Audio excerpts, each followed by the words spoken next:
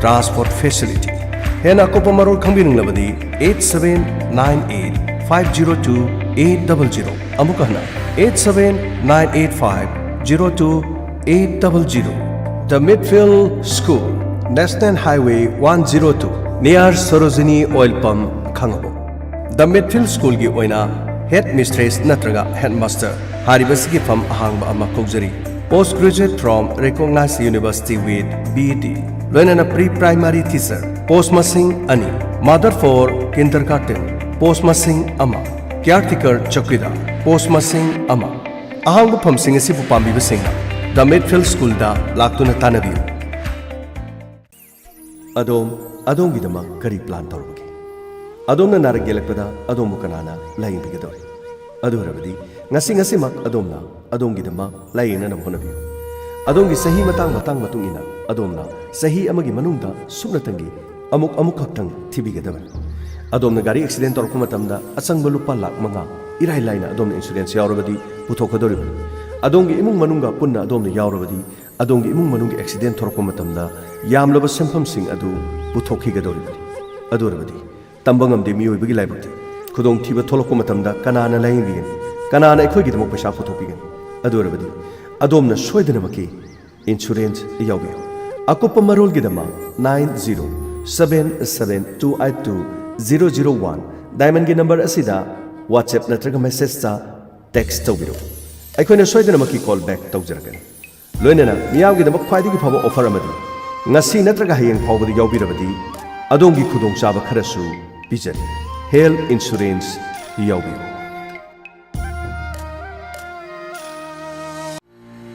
Communicative English Language Testing Institute CELTI Thobal Maya Lekai Thobalgi Tongan ba post kidamak miyoi khara kokjari ahanbagi oina nurse cum wardel female ama pamjai mahigi thakna ANM natragana GNM oibigadabani thagi tolop lupa lising tara ani subada office runner cum electrician gi oina miyoi ama mahigi thakna class 12 pass toba miyoi oibigadabani thagi tolop lupa lising nipan Kuki oina miyoi ani pamjai loinana sahi ani ohum experience lereba miyoi sing oibigadabani thagi tolop lupa lising taraga taruk security male gi oina miyoi ama pamjai mahigi thangna 10 pass thagi tolop lupa lising taret form phangpham sing di CELTI gi office hour gi matam ayuk pung 10 dagina pung 2 makhai fawbagi manungda form phangbigani hena kopa marol gi dama call tobirau 7005 904738 amuktanga hana 7005 904738 Laying DM Dental Health Clinic Kaksing Bazar Azad Hol Parengda Yagi Doctor Amari Medicine Doctor Singna Lakbiduna Laying Bagi Kudong Chava Pizari Ya Naba Ya Subo Fanba Ya Pukpa Ya Menba Lunana Ya Gamari Lainaba Laina Kodima Nungti Numit Kodingi Ayuk Pung Tara Degina Nungtil Pung Ahum Pawada Laying Jari Loina Hariba Mafum Asida Neuromedicine Ki Maming Lereba Doctor Amana Nomaijing numit kudingi lakbiduna kok ngauba kok sikpa diabetes laiba BP laiba medicine ga mari leinaba layong kudimak laying jari akopa marol gidamak natragana appointment hana lobining basingna NK Medicals Kaksing Bazar da laiba pharmacy asidagi lobiba yagani contact number pizari 9362 897303 amuktanga hana 9362 897303 Loinana 9863 217652 Amuktanga Hana 9863 217652 Miyamgi Nungairaba Paujel, Dr. Namairakpam Santajit, ANM Consultants Urology OPD, Pisumthong Singamakha Nambul Mapal, Irom Lairakna, Numit Kudingi Ayuk Pung Taretagi, Pung Mapal Makai Fauba, Makal Maka Kayagi, Kidney da Nung Leiba, Ureteric da Nung Leiba, UTI Prostrate, Gland Sauthokpa, Ising Mariga Mari Lainaba, Anaba Kuding Mak Amadi, Male Sexual Disease Asina Chingba, Laying Jari, Masida Mangjaunana, Appointment Lobagi, Matau Tadari, Loina Free Service Oina, Pizariba Singdi, chahi marifu helaba miyoising operation gidamakta consult tauba amadi differently able patients sing lensin biraksi Dr. Namairakpam Santajit Singh NM Consultants Urology OPD Pisumtong Singamakha Nambul Mapal Irom Lairakta ultrasound screening uroflowmetry amadi digital prescription gi khudongchawa sing asisu phangbigani Miyamda karigumba matang khanganjari madudi Phawbak Saw Awang Laikai da leiba Wai Sarat na hauba stop payment adu corona na maram oiraga matam sangna lepluraba matung lakliba April gi tang manga Englishing ani kun gani thoi leiba pokpa numiki nungtil pung ani dagi haujaragani maram aduna nongma watlingai da members sina maruk ki salon thangbiraknaba ningsingjari akupa marol gi damak 7005981942 amuktang gana 7005981942 The KM Blooming Higher Secondary School Khangabuki Principal gi Makedigi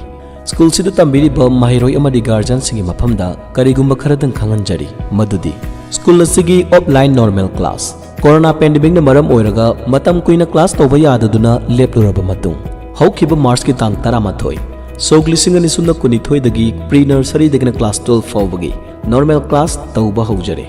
maram asina school asida tambiri ba mahiroi sing amadi nauna tambiningma mahiroi singna matam chana school kabirangna ningsingjari amadi parents singi mafamdasu adomadongi icha isu sing school thabirangna bagi damak nolokjari loina school asigi boarding su hangdokjari maram asina boarding da lebiningba mahiroi singi parents singnasu adomadongi icha isu sing boarding da thinbirakna bagi damak su nolokjari khanganjari ba principal the KM Blooming Higher Secondary School Khangabo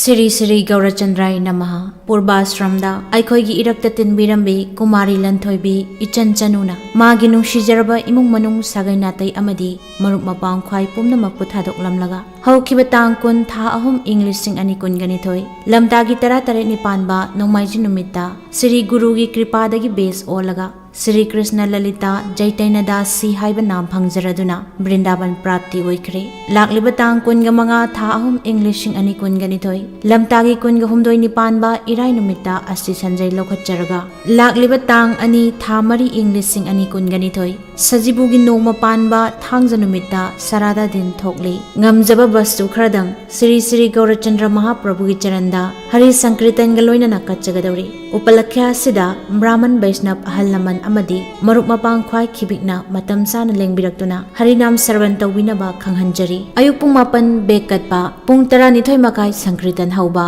mafam nahabam community hall khanghanjari ba ningthaujam mani Elias Maino Singha mapa ningthaujam ongbi tombi masa devi mama ningthaujam lanthoi Singha mabung Brahmapur Harikhago Makhong Imphal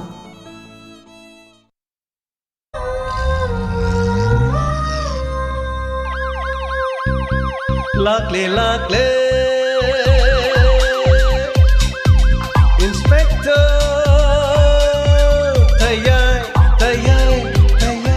Ahanba magtada Inspector Tayay tabiribasingo James Hagrizamna taramnuk chobagaloinana ikoknona khurumjari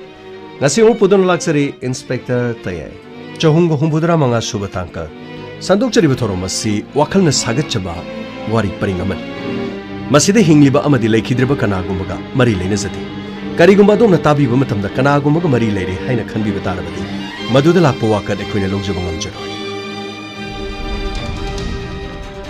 sha aigi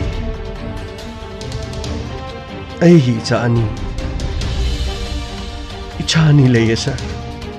kari na cha ani leye ba adudi nang mo mani sir ai yum pandriba mo mane kari yum pandriba mo haibadi kari mani sir yum pandriba ipuroiba yaudana aigi chani leiba ai mamane ai mamam adudi nang kunti nayum pandana leishana namitta nacha ubi nasagi na puning warakung ngamdabi leishabi am oirga mama miya mangda luhongduna ꯃꯤꯅ ꯃꯁꯛ ꯈꯪꯕꯁꯨ ꯅꯠꯇꯕ ꯑꯗꯨꯒꯨꯝꯕ ꯀꯔꯝꯕ ꯃꯃꯥ? ꯁꯥꯔ, ꯍꯥꯏꯕꯤꯅꯤꯡꯕ ꯍꯥꯏꯕꯤꯌꯨ. ꯑꯉꯥꯡ ꯑꯅꯤꯗꯣ ꯑꯩꯒꯤ ꯏꯅꯦ, ꯑꯩꯒꯤ ꯏꯆꯥ. ꯑꯗꯨꯕꯨ ꯁꯥꯔ, ꯑꯩ ꯀꯅꯥꯒꯨꯝꯕ ꯑꯃꯠꯇꯒ ꯅꯠꯇꯕ ꯂꯝꯆꯠ ꯆꯠꯈꯤꯕ ꯂꯩꯇꯦ. ꯑꯩ ꯑꯣꯛꯇꯕꯤꯁꯨ ꯅꯠꯇꯦ. ꯑꯗꯨꯕꯨ ꯁꯥꯔ, ꯑꯩ ꯃꯃꯥꯅꯤ. ꯑꯉꯥꯡꯁꯤꯡ ꯑꯗꯨꯅ ꯅꯨꯡꯁꯤꯅ ꯑꯩꯉꯣꯟꯗ ꯃꯃꯥ ꯃꯃꯥ ꯀꯧꯕ ꯑꯩꯒꯤ ꯏꯆꯥꯅꯤ. ꯑꯩꯒꯤ ꯏ ꯃꯔꯤ, ꯑꯩꯒꯤ ꯏꯆꯥꯅꯤ. ꯑꯣ, ꯑꯗꯨꯗꯤ ꯌꯨꯝ ꯄꯥꯟꯗꯅ ꯃꯆꯥ ꯂꯩꯕ ꯃꯃꯥ, ꯑꯉꯥꯡ ꯑꯅꯤꯒꯤ ꯃꯃꯥ, ꯑꯗꯨꯒ ꯄꯥꯈꯪ ꯑꯃꯗ ꯅꯝꯊꯥꯛ ꯇꯧꯗꯅ ꯅꯨꯡꯁꯤ ꯂꯥꯡꯗ ꯊꯣꯜꯂꯒ ꯅꯪꯅ ꯃꯤꯒꯤ ꯄꯨꯟꯁꯤꯕꯨ ꯃꯥꯡꯅꯕ ꯁꯤꯟꯕ. ꯁꯥꯔ,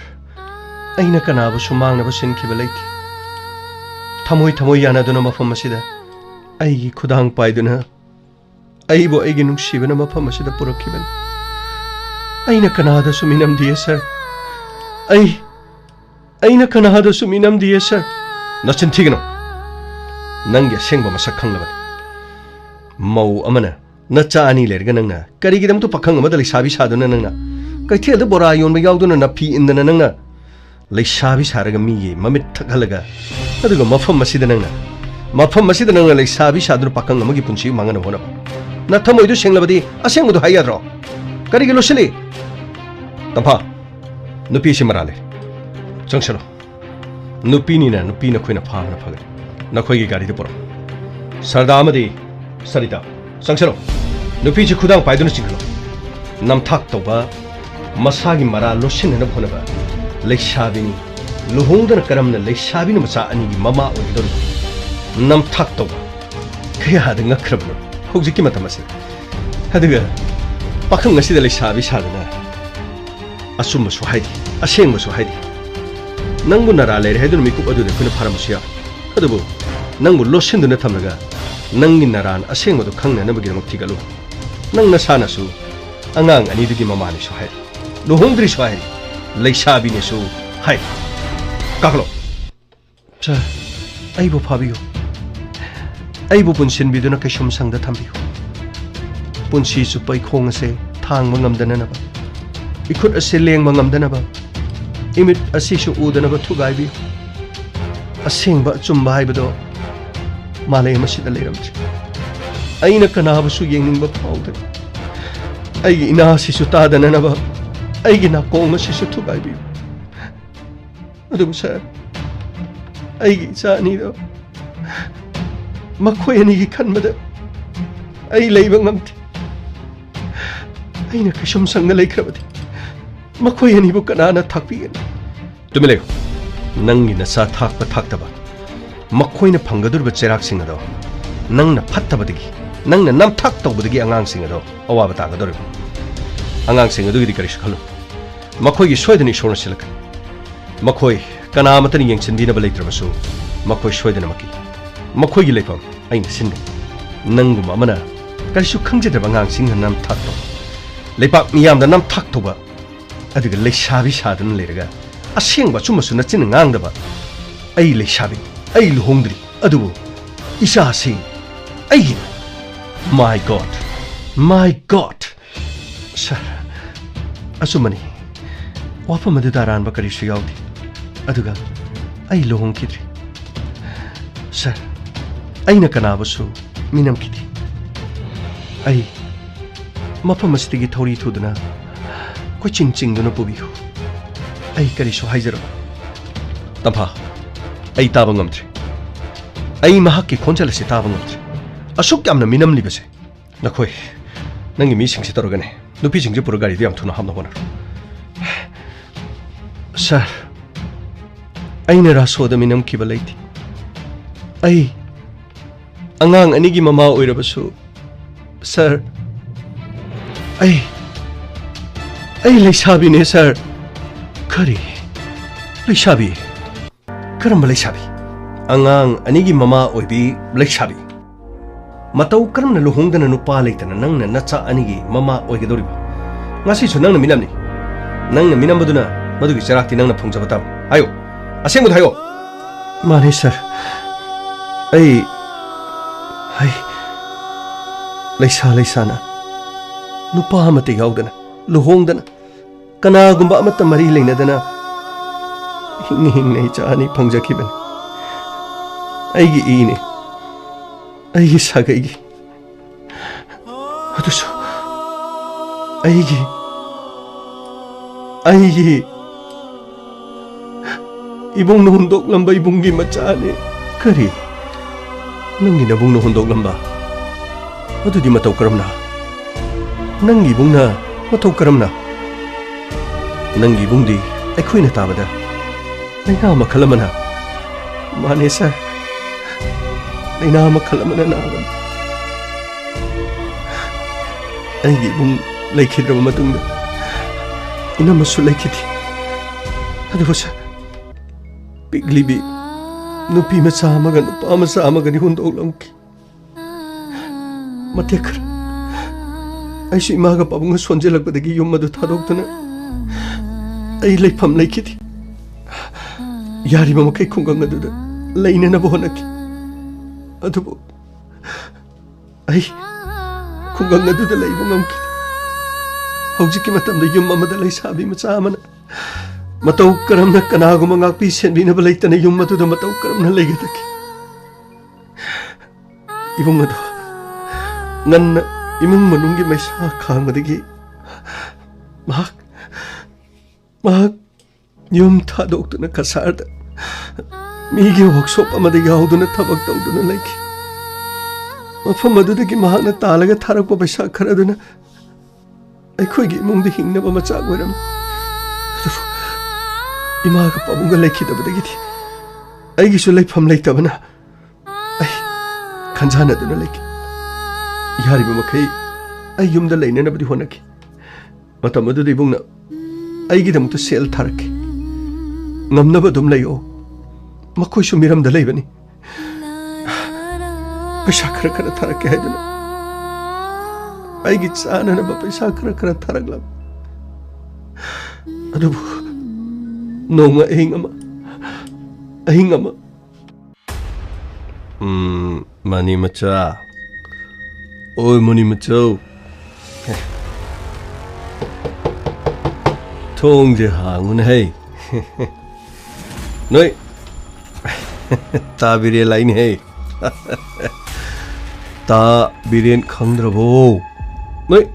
awang lekai ta biren in hai kanano ahinga thingmusida hayunu an thabalaga lapiyo karigino ahingsida ai thandani yumda lerise adugi nin hai ain laije na thanda leiruda mi me amle de idi kai laune ga ngaubi nabung mulana launu ne ese wai thong kwang mi kana leibna te na nabung lei nangi damukta ai dum lei ne ai kaim khalunu e lekai zedi bire nai ga diloi bire tabire adu maina ne usi thoi da ba torkon aina lekai stu koilaw law hordine lekai tana ba law di aphaboi roiba yam thuna sapikro haisin yam thuna sapikro ko yu thaksala ga samaina ahinga thengma mamada kari no ba torisibo aibu kanamta leitina kari gi no bu sepidrisibo angawi aile de kanam changoi ne hei angawi aile de kanam changoi haiba musi panga buji ni go hey panga no je thong ji sat hang do aduga nangai ga nungsinuon pumen pomen ha leijaba hey sen thungi nang kaimwano lekai sedi biren akia khang kamle ai license gan pai mi ni lekai dai si chang leibda kanam kaim ha engon da phau sara jo kanam ta ai no mai pai ni ngon da hong kong amoi ai aji nang kaim khalu no nabung lei nabung Diren lei nang game girl ai bu che thoi da bu ga ni phare du ai le kai ta na ba law ta ta bi ne kari to bu nga me du yo nong mai pare ke du duri ba nong mai pare ingo da hat ke hari bro yeng nurse le kai ta na ba ko ke ai thola ga le kai kana ne ko ke ta bi ne nong mai pare ingo da sang do le kai masi ushi thoi masi nang ushi thoi de nang khang nang khang ne ngasi ni hun shi ma nong da nang bu ai na nong mai de nam ma ga pur ga jingo na ma da jingo na ma da na khong na ku tu ya la ga thama ga na un du khok la ga ai na hing thak ka ne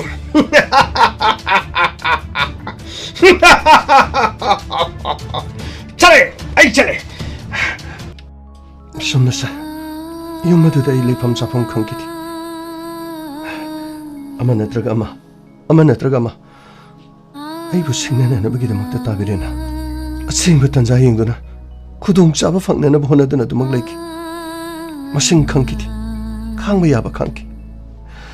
nong ma su lambi da ina thabak chalu ga halak da ma na lambi da oi mani ma cha nang boi na nungsi pa me da na ai oi ga be wan nang na koi lao da na lekai asi da nang na sandok ning ni to su khang ni nang ga mari le ne nang ga koi ni na khang na na ba lekai asi nang na lao khong to ri na tro ai nang kana ba go be ai gi oi ga dam ai gi adu ga lekai asi nang na tak ta na club ta mai na pai bi de nang na wa ka ta na ka to ri do engone mo koino la hare ai ni mo wa lo di lekai gi club su ai ni mo wa lo ai khoi lekai de le de mai ra pa bi soina mo wa lo di ma khoi gi macha mo wa na thau ba mo da kai du na kupsan na tham ga ai khoi ni kitang ma thi phong gi khoi du warak ne thulei ni ma khoi gi macha mo wa da hana waro ma khoi kaya mo gam na lam chat apho ba sakki ma khoi ni sa sa da bro ma khoi di aran ba to bro ma khoi gi soning ba pa ba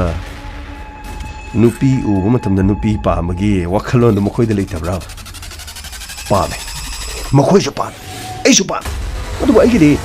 ai ge pa ma da nang da phongdo ko wani na ai ne nang nam da na loge adu ga nang bu jan mahan ge khalabadi ai ngo da kana su thinga ba tabre hando ai gi lambi da thado ai nang gi khudang ji pa ri chingmung ma mi ni khangra ushi thoi da ba tor kon yana ba faja na haina ga loi yana ba ya bang nang na da mai na muktan ga tor di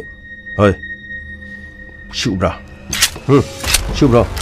tabre ki shuki na thwai de logungam na thawak tu de ne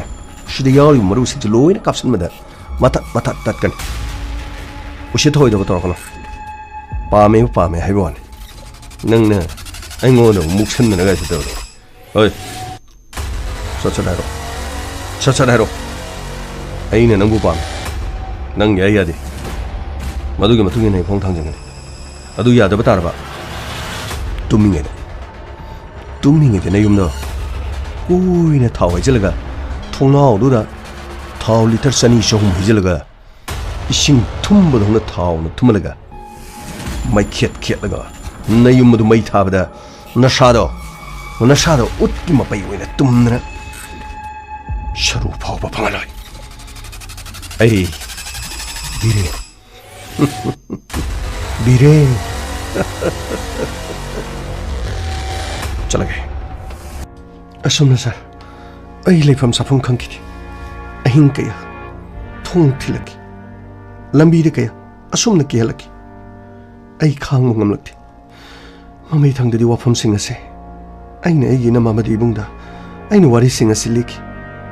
masigi matungda ai kasarda chat pataki nungsira yum thong lonchin do na thamlam laga ai kasarda chatki adalai to bimsa fare nang lau ka to bimsa lo ai di nang lak pa siam nungai re ne yong se nana ma se masak si phajabre mo se phajai ꯀꯩꯅꯣ ꯑꯉꯥꯡ ꯃꯃꯥꯡꯁꯤꯗ ꯑꯃꯨꯛ ꯁꯛ ꯐꯖꯕ꯭ꯔꯥ ꯑꯃꯨꯛ ꯍꯥꯏꯖꯤꯕꯣ ꯍꯥꯏꯗꯗꯤ ꯀꯩꯅꯣ ꯁꯦ ꯌꯦꯡꯉꯨ ꯁꯤꯅ ꯑꯩꯈꯣꯏꯒꯤ ꯑꯍꯥꯟꯕ ꯐꯪꯖꯕ ꯏꯆꯥ ꯂꯟ ꯆꯦꯟꯕ ꯌꯦꯡꯉꯨꯅꯦ ꯁꯦ ꯁꯤꯗꯤ ꯑꯩꯈꯣꯏꯒꯤ ꯇꯥꯃꯣ ꯌꯥꯝꯅ ꯃꯥꯜꯂꯦ ꯃꯁꯛꯁꯦ ꯌꯥꯝꯅ ꯅꯨꯡꯁꯤꯌꯦ ꯌꯥꯔꯦ ꯂꯝꯕꯤꯁꯤꯗ ꯁꯨꯝ ꯂꯩꯔꯒꯨꯝꯁꯤ ꯂꯥꯛꯑꯣ ꯆꯪꯉꯁꯤ ꯂꯥꯛꯑꯣ ꯁꯤꯗꯒꯤꯗꯤꯅꯦ ꯅꯨꯡꯉꯥꯏꯅ ꯂꯩꯃꯤꯟꯅꯔꯨꯔꯁꯤ ꯑꯗꯨꯒꯅꯦ ꯃꯐꯝ ꯑꯁꯤꯗ ꯃꯇꯝ ꯈꯔ ꯂꯩꯔꯒ ꯅꯪꯒꯤꯁꯨ ꯀꯔꯤꯅꯣ ꯁꯤꯟꯅꯅꯕ ꯅꯪꯒꯤ ꯇꯥꯃꯣꯅ ꯂꯣꯏꯅ ꯍꯣꯠꯅꯒꯅꯤ ꯂꯥꯛꯑꯣ ꯌꯨꯝꯗꯨꯗꯤ ꯅꯪ ꯀꯝꯗꯧꯍꯧꯔꯦ ꯇꯥꯃꯣ ꯁꯣ ꯂꯣꯟꯁꯤꯜꯂꯒ ꯑꯗꯨꯝ ꯊꯝꯃꯝꯃꯦ ꯐꯔꯦ ꯈꯔ ꯂꯩꯔꯒ ꯑꯃꯨꯛ ꯆꯠꯄ ꯍꯥꯏꯕꯗꯨꯅꯤꯀோ ꯀꯩꯗꯧꯔꯨꯅꯤ ꯑꯥꯗ ꯂꯩꯕ ꯅꯨꯡꯉꯥꯏꯇ꯭ꯔꯕꯅꯤꯅ ꯁꯤꯗ ꯑꯃꯨꯛ ꯅꯨꯡꯉꯥꯏꯅ ꯃꯇꯝ ꯈꯔ ꯂꯩꯔꯒ ꯏꯕꯨꯡꯒꯤ ꯅꯥꯛꯁꯤꯗꯗꯤ ꯀꯅꯥꯃꯠꯇꯅ ꯌꯦꯠꯂꯔꯣꯏꯗꯅ ꯂꯥꯛꯑꯣ ꯆꯪꯉꯁꯤ ꯂꯥꯛꯑꯣ ꯑꯁꯨꯝꯅ ꯁꯥꯔ ꯑꯩ ꯃꯐꯝ ꯑꯗꯨꯗ ꯆꯍꯤ ꯈꯔ ꯂꯩꯈꯤ ꯈꯔ ꯂꯩꯔꯒ ꯑꯃꯨꯛ ꯄꯤꯡꯀꯤ ꯑꯃꯨꯛ ꯄꯣꯛꯈꯤ ꯂꯟꯆꯦꯟꯕꯅ ꯆꯍꯤ 2.5-3 ꯁꯨꯔꯛꯄꯗ ꯄꯤꯡꯀꯤ ꯑꯃꯨꯛ ꯐꯪꯖꯈꯤ ꯑꯉꯥꯡ ꯑꯅꯤꯗꯨ ꯐꯪꯂꯕ ꯃꯇꯨꯡꯗꯒꯤ ꯈꯔ ꯂꯩꯔꯒ ꯑꯩꯈꯣꯏꯒꯤ ꯇꯥꯃꯣꯁꯤ ꯃꯁꯥ ꯌꯥꯝꯅ ꯅꯨꯡꯉꯥꯏꯇꯕ ꯍꯧꯔꯛꯈꯤ ꯑꯩꯅ ꯇꯥꯕꯗ ꯃꯍꯥꯛ ꯅꯣꯡꯃ ꯍꯣꯁꯄꯤꯇꯥꯜꯗ ꯃꯁꯥ ꯅꯨꯡꯉꯥꯏꯇꯕꯒꯤ ꯃꯍꯥꯛꯀꯤ ꯂꯥꯌꯦꯡꯅꯅꯕ ꯄꯨꯈꯠꯈꯤ ꯑꯗꯨꯕꯨ ꯗꯣꯛꯇꯔꯅ ꯏ ꯋꯥꯠꯂꯦ ꯍꯥꯏꯕꯗꯒꯤ ꯃꯍꯥꯛ ꯏ ꯀꯥꯞꯈꯤ ꯑꯗꯨꯕꯨ ꯃꯇꯝ ꯑꯗꯣ ꯏ ꯑꯗꯨ ꯁꯛꯈꯪꯗꯕ ꯀꯅꯥꯒꯨꯝꯕꯗꯒꯤ ꯂꯧꯔꯒ ꯀꯥꯞꯈꯤꯕ ꯑꯣꯏꯔ ꯃꯥꯜꯂꯤ ꯃꯗꯨꯒꯤ ꯃꯇꯨꯡꯗ ꯃꯁꯥ ꯅꯨꯡꯉꯥꯏꯇꯦ ꯍꯥꯏꯗꯨꯅ ꯃꯍꯥꯛ ꯄꯨꯈꯠꯂꯨꯕꯗ ꯃꯍꯥꯛ HIV ꯄꯣꯖꯤꯇꯤꯚ ꯑꯣꯏꯔꯝꯈꯤ ꯑꯗꯨꯒ खरा लेरगा इनमसु अमुक टेस्ट तौबदा इनमसु पॉजिटिव ओइरमकी सर अगी तामो अमदि इनमा HIV पॉजिटिव ना मखोइनी मथंग मथंग अमुक लेखि मतमदो पिंकी ने चाही अनि फादरिंगे अदुक लंचेन मन चाही मरी फादरिंगे पुनमक थोके असुमन चाही खरा अदुदा अगी पुंसीदा थेंगनखिबा चाइना हाथो अकीबगी मसक ओइखि मफम अदुदा आई अमुक लेखि ताचौ अमदि इनमना मफम अदुदा सिजनरम पोलम कयादो योन योनदुना चाबा होके अदबो अंगांसिंग अदुगा मफम अदुदा लेबदा मुक आई यामना खुदोंग चादब ओइरके मदुदुगी मफम अदुगी पोलम सिंग अदुगा मफम अदुदा ताजौना महाकना लेजरम मफम इम्फम मसादो आइनि योनथोकी मदुगा अंगांग अनिदु पुरगा आई सना लेपाकता आई अमुक हलक्की आइना हलक्पा मतमदा कैरो लेकाइना अंगांग अनि अमदि आइना लाकपा मोंग मतौ अदुदा लेकाइना आइबु तिंगक तिंगक गेंकी नुंसिबिबा कांगुना चंगदुना आइगी अवाना हंगकी आइना थमोइ सिंग आइगी तामो अमदि आइगी इनमा HIV पक्तुना मखोइ लेखिदबनि हाइना वफम असे आइना हाइरुबा मतमदा मधुगी वफम अदुना कैरो लेकाइदा लोइना संदोकी मधुदगी ममा मपा HIV पक्तुना सिखिबनिना अंगांग अनि सिसो HIV पकमनि अदुगा आइसो HIV पकमनि हाइबगी मोंगदा कैरो लेकाइ अमता अखोइगी युमदा चंगखिथि मधुगी ओना तैनाबदा आइना अतोपा नुपा अमदि युम पालुरगा नुपा अदुना HIV पकगा सिखिबा अदुगा अंगांग अनि असिना मखोइ अनिसो HIV पकमनि आइसो HIV पकमनि हाइदुना तोंगान तोंगा क्या संतोकपा होरकी खुंगंग अदुदा आइना लौसिंग सुबा यावजबा आइगी मफम अमता लेखिथि आइना हाइजबा वफम सिंगतोकपा वफम कना अमता ताबिनबा लेखिथि मधुगी ओना तैनाबदा युम कै पालुरगा नुपा काइनरगा हलकपनि हाइबगी वाखंदा मियाना लेखि नुंसिरबा इबुंगी हुंदोक नंबा लंचेनबा अमदि पिंकी ममा मपा मसक निथि नुंगाइना खंद्रबा अइना मफम अदुदा सुमना ममा मपागी लंतोम सिंग अदु योन योनदुना मखोइबु चाउननबा अइना योलखिबा मखोइना अइबु मखोइगी ममाने हाइना खनकी नुंसिरबा इसा सिंग असिना ममा ममा कौबदा अइना अइदि नखोइगी ममा नते नखोइगी नमा नपादि सिक्रे हाइदुना अइना करमना हाइगनि सर खंगे पुनमा नसिगी मालेम असिदा लेरिबा मिपुम खुदिमंगना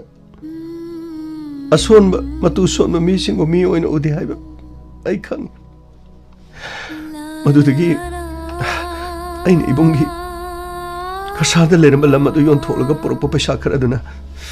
मखोय नि गी मही मसिंग तमननबगिदम बोर्डिंग स्कूल अमदा हाइनरगा अइना मखोय बु बोर्डिंग दे थमदुना मही मसिंग तमहलिए सर अदुगा सर इसा सिंग अदु मी होइननब अइ इम्फाल शहर दे कारक्तुना नुपी ngaktana phamba hotel da kolik phengba yauki sak insang thongba yauki numidang waram auto da natraga magic yum da halaki adobo ai yamna koina madugi karwar adu da ai leiba ngamlamte madudi lakai adu da leiba birena ai bo amma matheng da halakpagi khudong chaba lawraga ai gi punchi da mahak na mo singna ba hawraki mani macha mani tombi o mani macha naming na marol manuk siriba tau thorok pa thabak na marol ma aki bagi masak wariba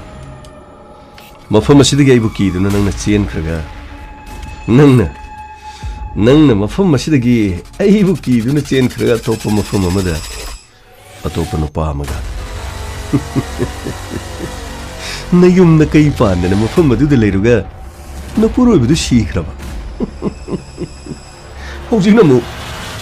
kai thiel de nungti gi gari tung tung dune kaya no nang yol siba nati nangi mamal sibu kya no hey hojing ti kari su kiru no ne nangum laba HIV positive oiraba nupi amada mita gada ba bire na tine ऐसे बीरेन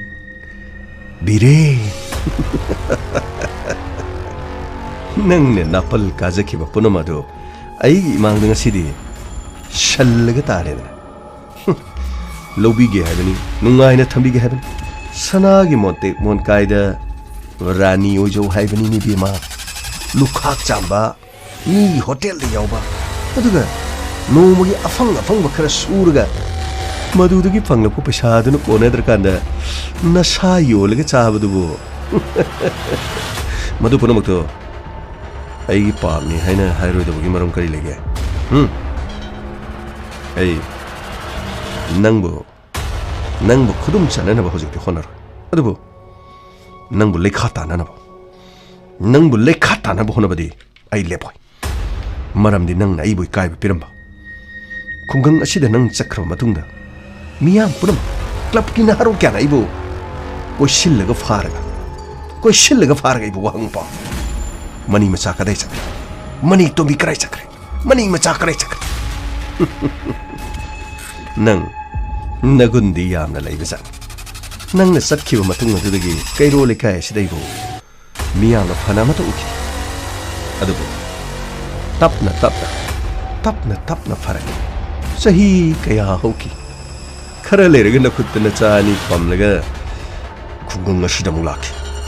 अदु नंग नरम चट फत्तबा नंग lump चट फत्तबदुन मरम ओरगे आई मांग गसिदि तारेदना नसिनमो नसा योनबा नसागी इज्जत योनबा मो चली यारे ताबरे नंग न इबु करिगिनो नुतिगी सिंगनरिबा नंग न इगी पुनसिबु सिंगनरिबा करिगिनो आइना नंगदा करि अकाइबा पिखरबकी आइगी पुनसि ओनिबो इजासना नंग ने इंगोदा बदनाम सिबददी नापुन सिदंगम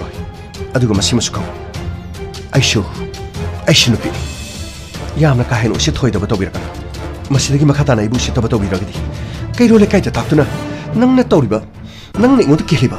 नुक्तिगी नंग ने इंगोदा लंबिदा थक सुना तौरिबसे आइने कैरो लेकाइदा तमगनी करिए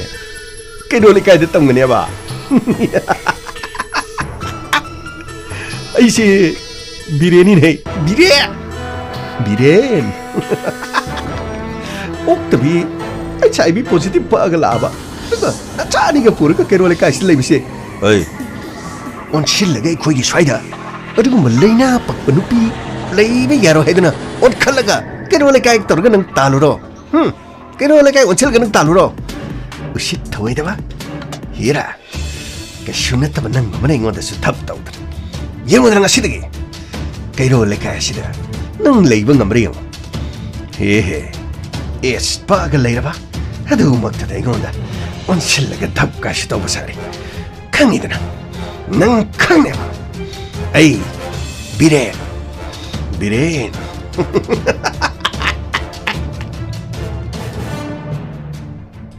ꯑꯁꯨꯝꯅ ꯁꯥꯔ ꯑꯩ ꯂꯩꯐꯝ ꯆꯥꯐꯝ ꯈꯪꯈꯤꯗꯦ ꯏꯝꯐꯥꯜ ꯁꯍꯔꯗ ꯂꯩꯔꯤꯕ ꯇꯣꯉꯥꯟ ꯇꯣꯉꯥꯟꯕ ꯍꯣꯇꯦꯜ ꯃꯐꯝ ꯀꯌꯥꯗ ꯀꯣꯜ ꯂꯤꯛ ꯆꯥꯝꯕ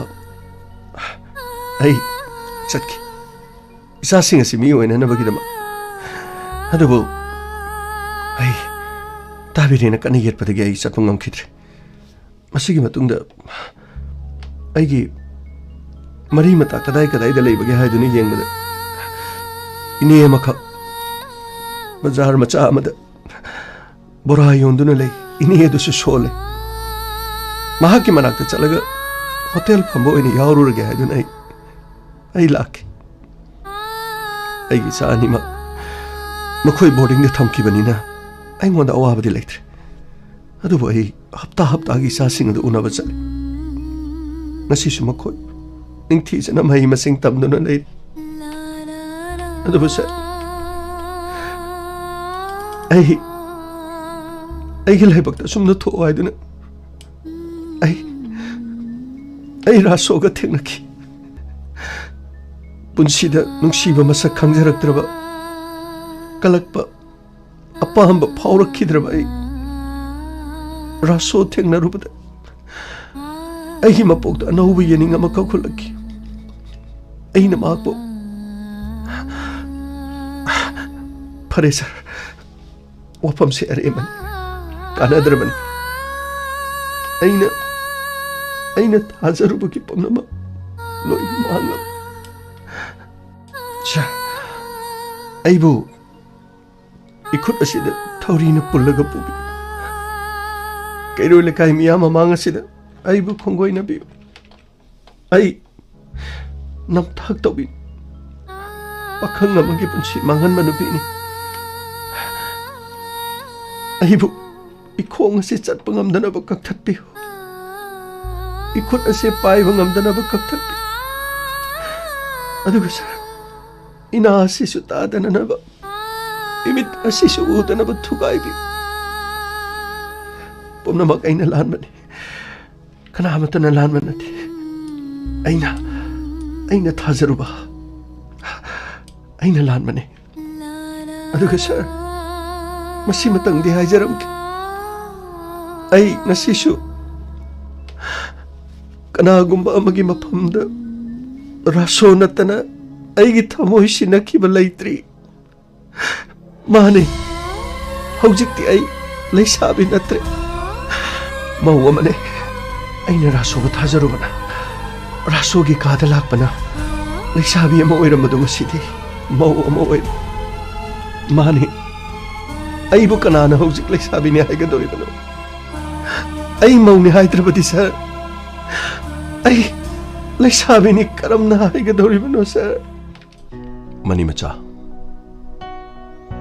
मियोइबगी पुंसी से अंगपने कोयों कयाना योमदुना पुरिबा मियोइबगी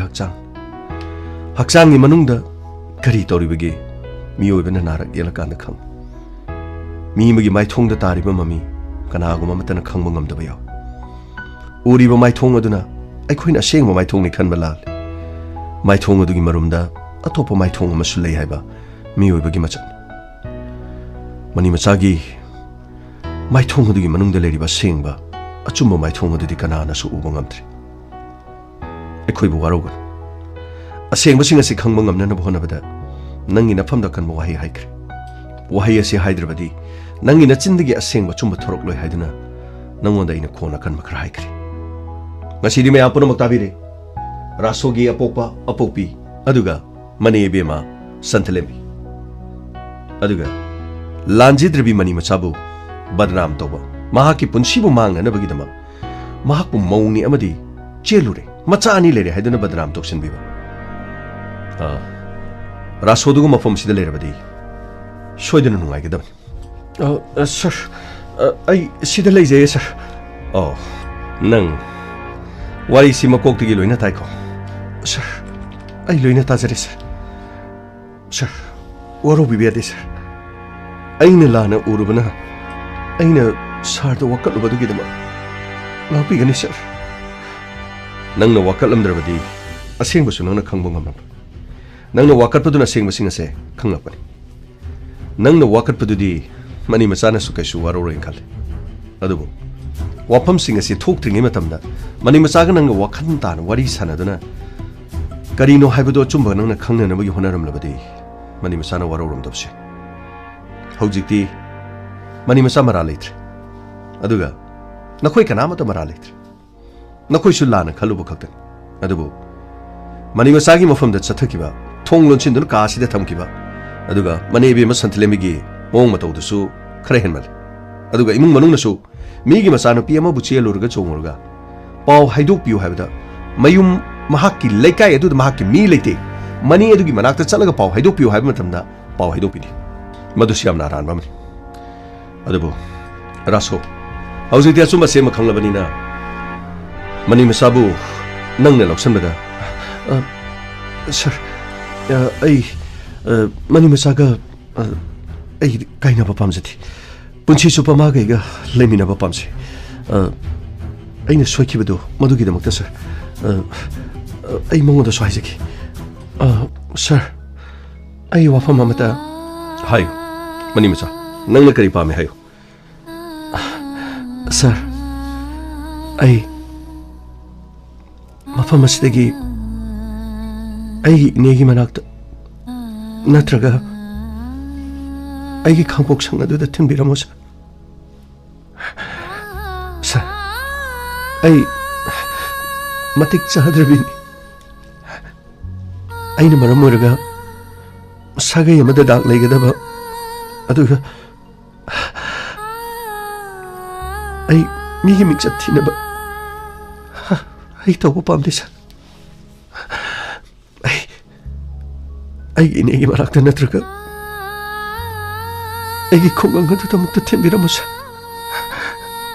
ꯑꯩꯒꯤ ꯏꯆꯥꯁꯤꯡ ꯑꯗꯣ ꯑꯩꯕꯨ ꯋꯥꯔꯧꯔꯝꯂꯒ ꯀꯂꯛꯄ ꯃꯤꯍꯧꯕ ꯑꯄꯥꯝꯕ ꯅꯨꯡꯁꯤꯕꯅ ꯊꯨꯝꯃꯠꯈꯤꯗꯅ ꯑꯩꯒꯤ ꯏꯆꯥ ꯑꯅꯤ ꯂꯩꯔꯦ ꯍꯥꯏꯕ ꯀꯥꯎꯔꯨꯔꯦ ꯁꯥꯔ ꯑꯩꯒꯤ ꯂꯦꯝꯍꯧꯔꯤꯕ ꯄꯨꯟꯁꯤ ꯑꯩ ꯏꯆꯥ ꯑꯅꯤꯗꯨꯒ ꯑꯗꯨꯃꯛ ꯅꯨꯡꯉꯥꯏꯅ ꯍꯤꯡꯖꯔꯒꯦ ꯑꯩ ꯀꯅꯥꯗꯁꯨ ꯌꯦꯠꯄ ꯄꯥꯝꯗ꯭ꯔꯦ ꯁꯥꯔ ꯑꯩꯕꯨ ꯃꯐꯝ ꯑꯁꯤꯗꯒꯤ ꯄꯨꯕꯤꯔꯨ ꯁꯥꯔ ꯑꯩꯕꯨ ꯌꯨꯝꯗ ꯑꯃꯨꯛꯇ ꯊꯤꯟꯕꯤꯔꯝꯃꯨ ꯁꯥꯔ ꯃꯅꯤ ꯃꯆꯥ ꯅꯪꯒꯤ ꯄꯨꯟꯁꯤ ꯅꯪꯒꯤ ꯏꯖꯠꯇꯤ ꯁꯥꯔ ꯑꯩꯗꯤ ꯏꯖꯠꯀꯤ ꯗꯥꯕꯤꯁꯨ ꯀꯔꯤꯁꯨ ꯀꯅꯥꯗꯁꯨ ꯇꯥꯟꯖꯔꯣꯏ ꯑꯩ ꯆꯦꯜꯂꯨꯔꯦ ꯍꯥꯏꯕ ꯈꯛꯇꯅꯤ ꯑꯗꯨꯁꯨ ꯑꯩꯅ ꯊꯥꯖꯔꯨꯕ ꯑꯩꯅ ꯑꯩꯒꯤ ꯄꯨꯟꯁꯤꯕꯨ ꯃꯁꯛ ꯈꯪꯕꯤꯕ ꯑꯩꯕꯨ ꯊꯃꯣꯏ ꯁꯦꯡꯅ ꯅꯨꯡꯁꯤꯖꯕ ꯃꯍꯥꯛ ꯑꯃ ꯂꯩꯔꯦ ꯍꯥꯏꯅ ꯆꯥꯎꯊꯣꯛꯆꯔꯨꯕ ꯈꯛꯇꯅꯤ ꯁꯥꯔ ꯑꯩ ꯀꯅꯥꯗꯁꯨ ꯀꯔꯤꯁꯨ ꯍꯥꯏꯖꯔꯣꯏ ꯑꯩꯈꯣꯏꯅ ꯑꯗꯨꯝ ꯃꯌꯥꯝ ꯄꯨꯝꯅꯃꯛ ꯁꯥꯒꯩ ꯑꯁꯤꯒꯤ ꯂꯩꯕꯤꯔꯤꯕ ꯄꯨꯝꯅꯃꯛ ꯑꯩ ꯌꯥꯝ ꯂꯥꯟꯈ꯭ꯔꯦ ꯑꯩꯅ ꯃꯐꯝ ꯑꯁꯤꯗ ꯆꯪꯁꯤꯜꯂꯛꯇꯨꯅ ꯑꯗꯣꯝꯒꯤ ꯊꯥꯖꯕ ꯅꯨꯡꯉꯥꯏꯕ ꯄꯨꯝꯅꯃꯛꯇꯨ ꯑꯩꯅ ꯃꯔꯝ ꯑꯣꯏꯔꯒ ꯃꯥꯡꯍꯟꯈ꯭ꯔꯦ ꯑꯩꯕꯨ ꯏꯅꯤꯡ ꯇꯞꯅ ꯆꯠꯄ ꯌꯥꯍꯟꯕꯤꯌꯨ ꯑꯩꯅ ꯃꯔꯝ ꯑꯣꯏꯗꯨꯅ ꯑꯌꯦꯠꯄ ꯄꯤꯈꯤꯕꯁꯤꯡ ꯑꯗꯣ ꯁꯥꯒꯩ ꯑꯁꯤꯒꯤ ꯑꯍꯜ ꯂꯃꯟ ꯃꯌꯥꯝ ꯄꯨꯝꯅꯃꯛꯅ ꯑꯩꯕꯨ ꯉꯥꯛꯄꯤꯌꯨ ꯁꯥꯔ ꯆꯠꯂꯁꯤ ꯁꯥꯔ ꯑꯩ ꯊꯣꯡꯒꯥꯟ ꯐꯥꯎꯕꯗ ꯑꯣꯏꯔꯕꯁꯨ ꯑꯩꯕꯨ ꯊꯤꯟꯕꯤꯔꯝꯃꯨ ꯑꯩ ꯒꯥꯔꯤ ꯋꯥꯏꯔꯒ ꯌꯨꯝꯗ ꯆꯠꯂꯁꯨ ꯆꯠꯆꯈꯤꯒꯦ ꯑꯩꯕꯨ ꯃꯐꯝ ꯑꯁꯤꯗꯒꯤ ꯄꯨꯕꯤꯔꯨ ꯃꯐꯝ ꯑꯁꯤ ꯁꯥꯔ ꯃꯦꯗꯥꯝ ꯑꯩꯕꯨ ꯑꯃꯨꯛꯇꯗꯤ ꯃꯅꯤ ꯃꯆꯥ ꯂꯥꯛꯑꯣ ꯆꯠꯁꯤ ꯂꯥꯛꯑꯣ ꯃꯦꯗꯥꯝ ꯋꯥꯐꯝ ꯑꯃꯇ ꯀꯔꯤꯅꯣ ꯀꯔꯤ ꯍꯥꯏꯕꯤꯅꯤꯡꯕ ꯋꯥꯍꯩ ꯂꯩꯔꯤꯕꯒꯦ ꯑꯗꯣꯝꯅ ꯅꯨꯄꯤ ꯑꯃꯕꯨ ꯃꯈꯨꯗꯥꯡ ꯄꯥꯏꯗꯨꯅ ꯑꯗꯣꯝꯒꯤ ꯁꯥꯒꯩꯗ ꯑꯗꯣꯝꯒꯤ ꯌꯨꯝꯅꯥꯛ ꯁꯥꯒꯩ ꯑꯣꯟꯒꯅꯤ ꯍꯥꯏꯗꯨꯅ ꯄꯨꯕꯤꯔꯛꯂꯒ ꯑꯗꯣꯝꯅ ꯏꯃꯥꯟꯅꯕꯒꯤ ꯌꯨꯝꯗ ꯊꯩꯗꯣꯛꯇꯨꯅ ꯊꯝꯂꯨꯔꯦ ꯃꯁꯤꯒꯤ ꯃꯈꯥ ꯇꯥꯔꯛꯄꯗ ꯑꯃꯨꯛ ꯃꯐꯝ ꯑꯁꯤꯗ ꯑꯗꯣꯝꯅ ꯄꯨꯕꯤꯔꯛꯂꯦ ꯑꯗꯨꯕꯨ ꯈꯪꯍꯧꯗꯅ ꯑꯗꯣꯝ ꯃꯐꯝ ꯑꯁꯤꯗꯒꯤ ꯄꯨꯊꯣꯛꯈꯤ ꯑꯗꯣꯝꯒꯤ ꯁꯥꯒꯩꯒꯤ ꯑꯣꯏꯔꯤꯕ ꯏꯅꯦ ꯁꯟꯇꯤꯂꯦꯝꯕꯤꯅ ꯑꯗꯣꯝꯗ ꯄꯥꯎ ꯇꯝꯈꯤ ꯇꯝꯂꯤꯕ ꯄꯥꯎ ꯑꯗꯨꯅ ꯑꯗꯣꯝ ꯊꯥꯖꯈꯤ ꯑꯗꯣꯝꯒ ꯅꯨꯡꯁꯤꯅꯔꯛꯂꯤꯕꯤ ꯃꯅꯤ ꯃꯆꯥꯒꯤ ꯄꯨꯟꯁꯤꯕꯨ ꯑꯗꯣꯝꯒꯤ ꯏꯅꯦꯅ ꯉꯥꯏꯍꯥꯛꯇꯪ ꯇꯝꯕ ꯋꯥꯔꯤ ꯑꯗꯨꯅ ꯍꯦꯟꯅ ꯃꯔꯨ ꯑꯣꯏꯅ ꯂꯧꯈꯤ ꯃꯁꯤꯅ ꯃꯔꯝ ꯑꯣꯏꯔꯒ ꯃꯍꯥꯛꯄꯨ ꯑꯣꯛꯇꯕꯤ ꯑꯃꯒꯨꯝ ꯅꯍꯥꯛ ꯈꯪꯗꯅ ꯑꯇꯣꯞꯄ ꯃꯐꯝ ꯑꯃꯗ ꯃꯌꯨꯝ ꯄꯥꯜꯂꯨꯕ ꯅꯨꯄꯤ ꯑꯃꯒꯨꯝ ꯑꯗꯣꯝꯅ ꯂꯧꯈꯤ ꯊꯥꯖꯕ ꯉꯝꯈꯤꯗꯦ ꯆꯤꯡꯅꯈꯤ ꯅꯪꯒꯤ ꯆꯤꯡꯅꯕꯗꯣ ꯆꯪꯁꯤꯜꯂꯒ ꯃꯉꯣꯟꯗ ꯍꯥꯏꯔꯤꯕꯁꯤ ꯑꯆꯨꯝꯕꯔ ꯑꯔꯥꯟꯕꯔ ꯍꯥꯏꯗꯨꯅ ꯍꯪꯂꯒ ꯈꯣꯡꯊꯥꯡ ꯐꯤꯔꯦꯞ ꯑꯗꯨ ꯂꯧꯔꯝꯂꯕꯗꯤ ꯌꯥꯝꯅ ꯐꯒꯗꯕꯅꯤ ꯃꯦꯗꯥꯝ ꯃꯗꯨ ꯄꯨꯝꯅꯃꯛꯇꯨ ꯑꯩꯅ ꯁꯣꯏꯕꯗꯒꯤꯅꯤ ꯃꯦꯗꯥꯝ ꯑꯩꯕꯨ ꯉꯥꯛꯄꯤꯌꯨ ꯃꯦꯗꯥꯝ ꯌꯥꯔꯒꯗꯤ ꯃꯍꯥꯛꯄꯨ ꯊꯝꯕꯤꯔꯝꯃꯣ ꯃꯦꯗꯥꯝ ꯔꯥꯁꯣ ꯑꯗꯣꯝꯒꯤ ꯋꯥꯐꯝꯁꯤ ꯃꯇꯝ ꯍꯦꯟꯕ ꯋꯥꯐꯝ ꯑꯃ ꯑꯣꯏꯔꯝꯒꯗꯕ ꯃꯥꯜꯂꯤ ꯑꯗꯨꯕꯨ ꯈ꯭ꯋꯥꯏꯗꯒꯤ ꯂꯨꯔꯤꯕꯗꯤ ꯉꯥꯛꯄꯤꯒꯗꯕ ꯃꯍꯥꯛꯅ ꯉꯥꯛꯄꯤꯗ꯭ꯔꯕ ꯑꯗꯨꯒ ꯃꯁꯤꯗꯗꯤ ꯑꯩꯈꯣꯏꯒꯤ ꯏꯊꯧ ꯀꯔꯤꯝꯇ ꯂꯩꯇꯦ ꯃꯅꯤ ꯃꯆꯥ ꯋꯥꯐꯝ ꯑꯁꯤꯗ ꯅꯍꯥꯛꯅ ꯀꯔꯤ ꯍꯥꯏꯅꯤꯡꯂꯤꯕ ꯃꯦꯗꯥꯝ ꯑꯩꯗꯤ ꯏꯔꯥꯏꯕꯛ ꯊꯤꯅ ꯄꯣꯛꯂꯛꯈ꯭ꯔꯕ ꯃꯄꯣꯛ ꯑꯩꯒꯤꯗꯃꯛ ꯃꯥꯂꯦꯝ ꯑꯁꯤꯗ ꯀꯅꯥꯒꯨꯝꯕ ꯑꯃꯠꯇ ꯂꯩꯇꯦ ꯑꯩꯒꯤ ꯍꯥꯏꯕꯕꯨ ꯑꯩꯒꯤ ꯏꯕꯨꯡꯒꯤ ꯃꯆꯥ ꯄꯤꯡꯀꯤ ꯑꯃꯗꯤ ꯂꯟꯆꯦꯟꯕ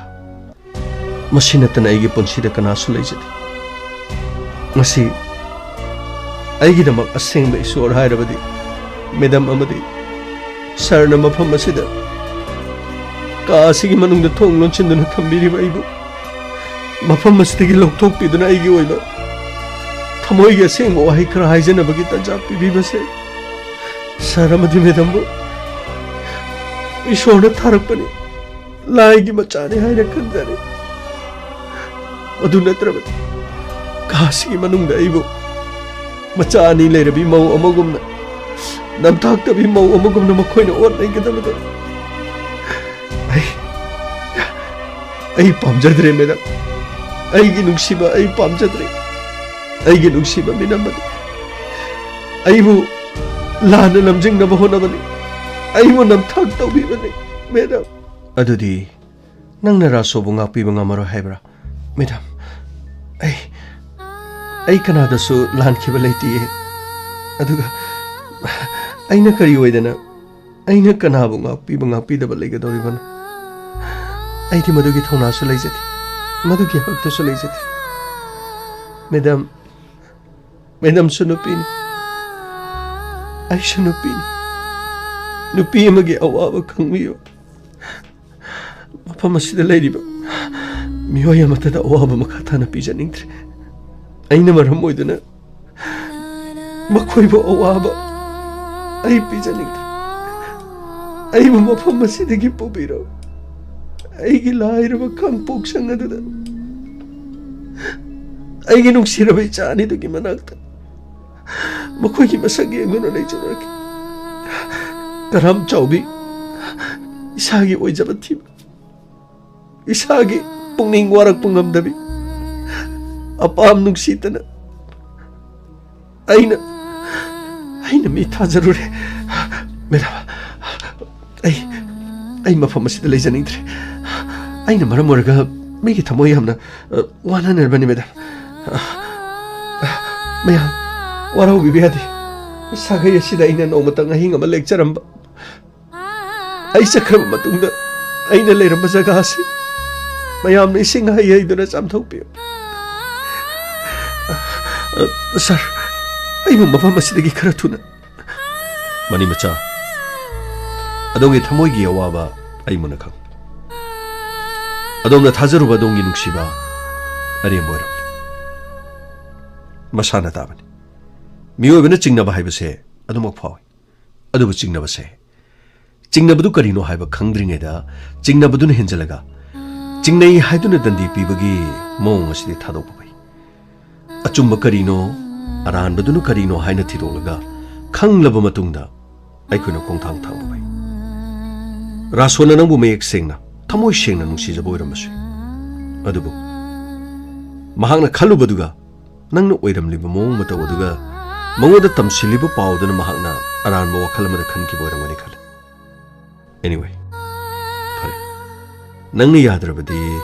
ꯀꯔꯤ ꯎꯄꯥꯏ Sir, aina lan ki wapuna mangapiyo. Aingonda akhoi ne na tamjan badigi sir. Aina wapam si thaja ki bani sir. Aina mabu yamna lana lore sir. Mana luna lo jiri ba mahak ki babungi machani do. Ai chani khanjagani sir. Sir, ai amna lan kre sir. Ai mani machangi mafam de amna lan kre sir. Mani macha please चटकी करो नंग आई बो थादुक तुने चटकी करो money बचा आई लान करे आई नंगी न फम न लान करे मनी बचा रासो पुनमक से मंगलान की कुमाई नि हाइना खलसे नक्सो नुवाई न सिदगे लेहोरो नंगी सागेगी नंगी इमा पाबुंगी अदुका इनेगी अफबा कया ओइरो आई सत्खरकी आई करिसु नंगोदा आई येत पामता पिजर आई गी इज्जत की दाबी नंगोदा सु तांजर आई कनागुम मगी मफमदा आई नेगी थमोय पिखिबा लैत्रि आई दे मथिक जादबिनी आई ने पंग जदुना नंगी चमजरब मोंग मतौदुदा नंगबु थाजरुबना नंगोंदा आइना आई थमोय सिनारुबनी अदुबु आई कनादसु वारौदे नंगी पुंसिना नुंगाई याइफब नाहाकी सागै नातैना यागदब इमुंग असिगी मतिक चाबा मौ ओइगदब नुपी अमा नंगना युम असिदा नंगना पुसिलकपदा आइना नंगोंदा आयेतप करिसु पिरोय आई चलो की लाओ चलो सर आई मरी मचाबू थम्बिरमो सर रासो मसीदे अखोइना ngamdre mahak masana yadrabadi upai leti yana na bohna baibaduna nakhoi gi sagai gi aduga specially nangi makha pol masana yadabanu pidi mafam sile hobada khudong thigani khal maramdi akhoni min ure akhoni mafam se lakpada khange madudi mahak mafam se thonglon jinduna nakhoina ot nai re aduna makha tarak pasidi nakhoi gi mung manong halamana madi sagai myam tanaraga kari togodagi habadu adum lepiro akhona witness were madudi mahangna hauji haido ki bo afam dena khoina topa nupi ma sagai sigi mawoina porokuma matam da mahak masana yetla roi habas adubo adomna legally man haido ki bo afam sigi se sang pam laga su office ta laga amutang lobi biak tamba te adudi akhoi channa ba to bona farene hoite lao lo mani masa kakalo gari se kakalo nakoi madam ta phagi gari se to nangbu yum yob phawba akhona thingani lao pani sir thaka chari sir mani macha yaragadi nang ai bu waro gono mani macha ai na ai base amukta tabiu ke doboge mani macha Tomino, gari do thoro. Funny me. Mai di pura satli. Nupa se. Mai sukla laktana mai sing hore. Kam do e. Tau kodra. Mingo da badram tau kodra. Nungai do ri wari. Yari ni thoro ni. Funny me.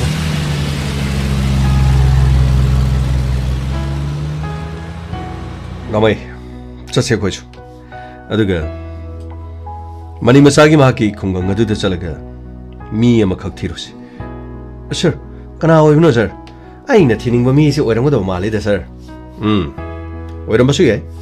chana basu ye yengas karam to ge habadu khaminar se ko thoro gari as nungai jare da sir as adubo magi mong du de watin na kon manadi yaga da mandi karigi sir मागी मखोंदो खरा चावै sir यारे थोरो Phagni sir अस लेरमदि फनीदा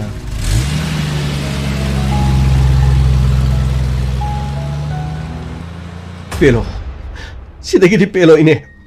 नंग Yaning मुदु थुंगब नत्रो Maran sungai leja tapi mani maca bu maran season tu na. Ai mani maca ki mamang tu.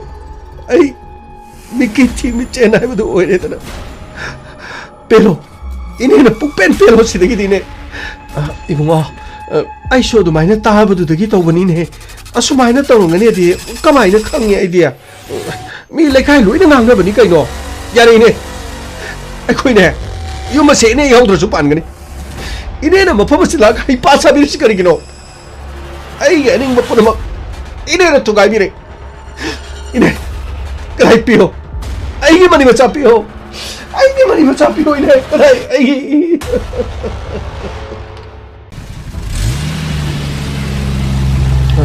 Ada. Thunga na sida lere khambiro. Oh. Ada khamo to mino. Ada khamo. Khoi pani mera. Lo, ¿cómo se lo? Oh, te voy a decir Ok, si dale. Oh, go away. Gari come. Fagni sir. Sir. Ai ni khan madu thunga di fanida. Go away. La le basi madu gadi khani ne. Adu badi chomba sir. Mani misa. Yu masidi hauji ti leibi ya bagi phibam du sulaiti. Nang na mafam se thamma mahari sibu kam do godorino. Sir, yani ai ini ada pau piraga ai ini ki marak ta chat labasu aduraga na akoi ini ki marak ta nang thin birama gedana yani sir ai ini ada pau so dum pijaraki aduga sir ai angang ani gi boarding da su ai na chatning basu leiba ai adu da chatlurga ini khoi da chalaki mani masa mafam asida Biren kau bom sulai hai, nang na tambo wari adu doko na sulai na tar, nang na mafam sida mong laga, biren na nang wanda mo, sir, mana kari si tobong amoy das, ay, atum lay saw ragi sir, tampa, te, mana hari sibu kari no, mafam sida lay ragi hai sibu, sir, waro bigano, ay adu mag yagani, imay pa na thambiramba. Khoi ging khol kana na kari tawni ai mafam asidagi amuk inegi marakta chalaga phare mani macha nangna yadrabani na dubu nangi problem hek leba matamda se chipa ai gi card adugane aingon hekta pau piro nangi lambi da kana matani yet pera nangna yadrabani na khodi upai leitre ne ko sir Kani nom ta hangjage ba kana sir ai gini biren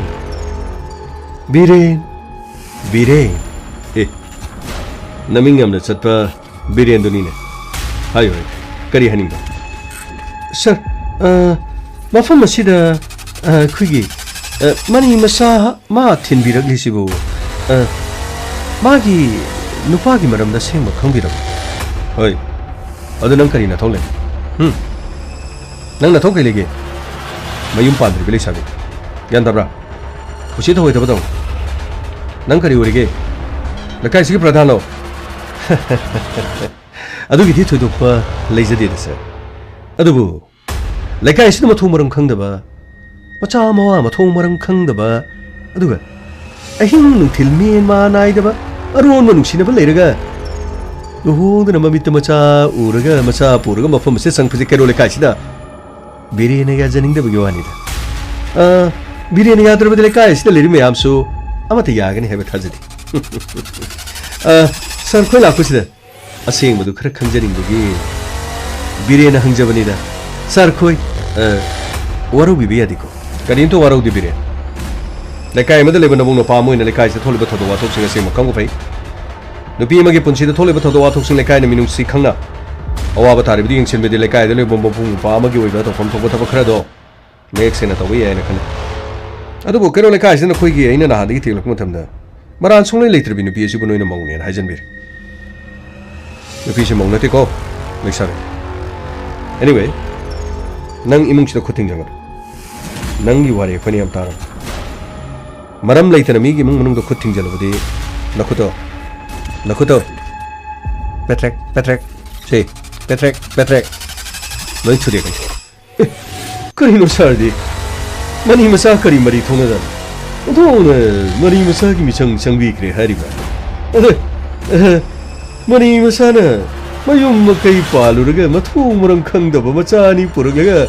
ꯃꯐꯝ ꯑꯁꯤꯗ ꯂꯥꯛꯑꯒ ꯃꯦꯟ ꯃꯥꯟ ꯇꯥꯗꯅ ꯑꯃꯨꯛ ꯂꯩꯔꯒ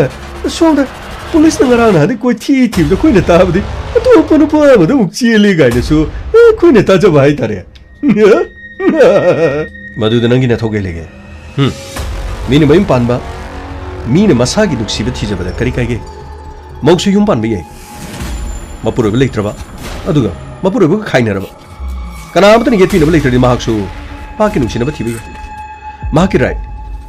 ꯅꯨꯄꯤꯁꯨ ꯃꯤꯑꯣꯏꯕꯅꯤꯅꯦ ꯀꯣ ꯅꯨꯄꯤꯁꯨ ꯊꯃꯣꯏ ꯄꯥꯜꯂꯤ ꯑꯔꯥꯟꯕ ꯂꯤꯆꯠꯇꯨ ꯆꯠꯇ꯭ꯔꯒ ꯂꯣꯏꯔꯦ ꯅꯪ ꯑꯩꯅ ꯇꯥꯔꯤꯁꯤꯒ ꯅꯪꯅ ꯁꯤꯗ ꯎꯔꯤꯁꯤꯒ ꯑꯩꯅ ꯎꯔꯤꯁꯤꯅ ꯈꯔ ꯍꯦꯜꯂꯤ ꯒꯦꯠ ꯑꯥꯎꯠ ꯁꯥꯔꯅ ꯇꯥꯟꯗ꯭ꯔꯕꯁꯨ ꯆꯠꯄꯗꯤ ꯆꯠꯀꯅꯤꯕ ꯑꯗꯨꯕꯨ ꯁꯥꯔ ꯈꯣꯏꯅ ꯃꯥꯕꯨ ꯀꯌꯥꯝ ꯀꯨꯏꯅ ꯉꯥꯛ ꯁꯦꯟꯗꯨꯅ ꯊꯝꯂꯕꯅꯤ ꯀꯩꯗꯧꯗꯣꯔꯤꯕ ꯑꯩꯈꯣꯏ ꯆꯠꯈ꯭ꯔꯒ ꯍꯥꯠꯀꯦ ꯍꯥꯏꯔꯣ ꯀꯔꯤꯒꯨꯝꯕ ꯑꯩꯈꯣꯏ ꯍꯦꯛ ꯆꯠꯈ꯭ꯔ ꯃꯇꯨꯡꯗ ꯃꯅꯤ ꯃꯆꯥꯒꯤ ꯄꯨꯟꯁꯤꯗ ꯑꯀꯥꯏ ꯑꯇꯣꯏ ꯄꯤꯔꯕ ꯃꯗꯨ ꯅꯪꯅ ꯗꯥꯏꯇ ꯄꯨꯒꯗꯕꯅꯤ ꯑꯣ ꯁꯥꯔ ꯈꯣꯏꯒꯤꯁꯤꯗꯤ ꯌꯥꯝꯅ ꯑꯩꯉꯣꯟꯗ ꯃꯨꯛꯁꯟꯕꯤꯕꯩ ꯋꯥꯅꯤ ꯀꯔꯤꯒꯨꯝꯕ ꯑꯩꯅ ꯅꯠꯇꯕꯗ ꯑꯇꯣꯞꯄ ꯃꯤꯅ ꯃꯉꯣꯟꯗ ꯌꯦꯠꯄ ꯄꯤꯔꯁꯨ ꯑꯩꯉꯣꯟꯗ ꯇꯥꯏꯅꯒꯅꯤ ꯍꯥꯏꯔꯣ ꯅꯪꯒꯤꯁꯦ ꯑꯩꯉꯣꯟꯗ ꯎꯁꯤꯠꯇ꯭ꯔꯤꯔꯣ ꯅꯪꯒꯤꯁꯦ ꯑꯩꯉꯣꯟꯗ ꯎꯁꯤꯠꯇ꯭ꯔꯤꯔꯣ ꯅꯪ ꯁꯤ ꯃꯐꯝꯁꯤꯗ ꯆꯪꯉꯒ ꯅꯪꯅ ꯇꯧꯔꯤꯁꯤ ꯀꯩꯒꯤꯅꯣ ꯅꯪ ꯎꯁꯤꯠꯇꯕꯒꯤ ꯋꯥꯔꯕ ꯇꯧꯕꯤꯔꯛꯀꯅꯨꯗ ꯁꯥꯔ ꯑꯩꯈꯣꯏꯁꯨ ꯌꯥꯝꯅ ꯉꯝꯕꯖꯥꯠꯅꯤ ꯀꯔꯤ ꯅꯪꯁꯨ ꯌꯥꯝꯅ ꯉꯝꯃꯦꯕ ꯑꯗꯨ ꯑꯣꯏꯔꯕꯗꯤ ꯉꯝꯕ꯭ꯔꯦ ꯌꯦꯡꯉꯨꯅꯦ ꯑꯩꯉꯣꯟꯗ ꯉꯝꯕ꯭ꯔꯦ ꯌꯦꯡꯉꯣ ꯑꯗꯨꯒꯤ ꯇꯧꯕ꯭ꯔ ꯁꯥꯔ ꯅꯪ ꯀꯔꯤꯅ ꯁꯥꯔꯗꯒ ꯈꯨꯠ ꯊꯥꯒꯦ ꯇꯧꯕ꯭ꯔꯣ ꯉꯥꯏꯈꯣ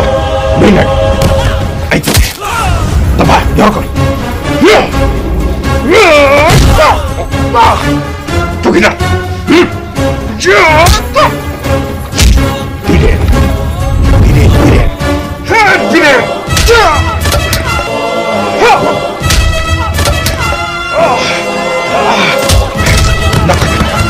ꯅꯀꯠ ꯊꯨꯗꯦꯛꯂꯒ ꯐꯒꯗꯕ ꯑꯩ ꯀꯅꯥꯅꯣ ꯈꯪꯗꯦ ꯅꯪ ꯑꯩꯁꯦ ꯏꯟꯁꯄꯦꯛꯇꯔ ꯊꯦꯒꯦ ꯈꯪꯕ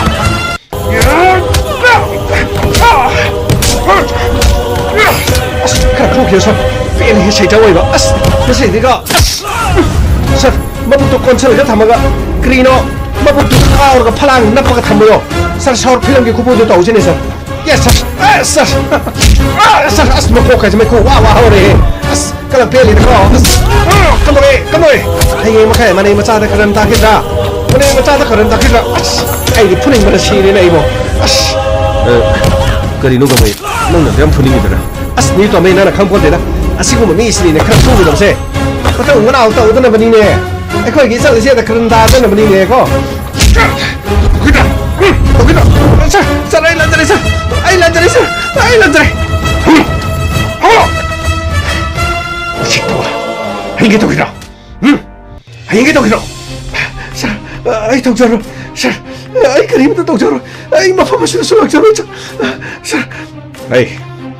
ꯒꯥꯔꯤꯗ ꯄꯨꯈꯠꯂꯒ ꯂꯣꯀꯞ ꯃꯅꯨꯡꯗ ꯊꯝꯃꯒ ꯃꯊꯛ ꯃꯈꯥ ꯑꯣꯟꯊꯣꯛꯑꯒ ꯔꯤꯃꯥ ꯂꯧꯊꯔꯒ ꯐꯨꯔꯣ ꯅꯨꯃꯤꯠ 7ꯅꯤ ꯔꯤꯃꯥ ꯂꯧꯊꯔꯒ ꯐꯨꯗꯧꯔꯣ ꯁꯥꯔ ꯐꯨꯕꯤꯔꯣꯅ ꯁꯥꯔ ꯑꯩ ꯑꯃꯨꯛ ꯍꯟꯅ ꯂꯥꯛꯆꯔꯣꯏ ꯁꯥꯔ ꯑꯩ ꯃꯐꯝꯁꯤꯗ ꯑꯩ ꯑꯃꯨꯛ ꯍꯟꯅ ꯂꯥꯛꯆꯔꯣꯏ ꯃꯅꯤ ꯃꯆꯥ ꯑꯩ ꯂꯥꯜꯂꯦ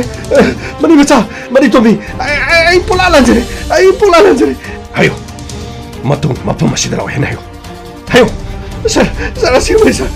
ꯑꯩ ꯑꯃꯨꯛ ꯍꯟꯅ ꯂꯥꯛꯆꯔꯣꯏ ꯁꯥꯔ ꯑꯩ ꯑꯃꯨꯛ ꯍꯟꯅ ꯂꯥꯛꯆꯔꯣꯏ ꯆꯂꯣ ꯑꯗꯨꯒ ꯉꯁꯤ ꯍꯥꯏꯕ ꯅꯨꯃꯤꯠ ꯑꯁꯤꯒꯤ ꯃꯇꯨꯡꯗꯒꯤ ꯏꯪꯈꯣꯜ ꯑꯁꯤꯒꯤ ꯑꯀꯣꯏꯕꯗ ꯐꯨꯠ 100 ꯐꯥꯎꯕꯒꯤ ꯑꯀꯣꯏꯕꯗ ꯅꯪ ꯂꯦꯞꯇꯨꯅ ꯂꯩꯔꯝꯕ ꯇꯥꯔꯕ ꯑꯗꯨꯒ ꯅꯪꯅ ꯏꯃꯨꯡ ꯑꯁꯤꯗ ꯆꯪꯉꯛꯇꯨꯅ ꯃꯅꯤ ꯃꯆꯥꯗ ꯑꯌꯦꯠꯄ ꯄꯤ ꯍꯥꯏꯕ ꯇꯥꯔꯒꯗꯤ ꯏꯟꯁꯄꯦꯛꯇꯔ ꯇꯩꯒꯤ ꯀꯅꯥꯅꯣ ꯍꯥꯏꯕꯗꯣ ꯁꯥꯔ ꯑꯩ ꯌꯥꯖꯔꯦ ꯁꯥꯔ ꯑꯩ ꯑꯃꯨꯛ ꯍꯟꯅ ꯂꯥꯛꯆꯔꯣꯏ ꯁꯥꯔ ꯑꯁ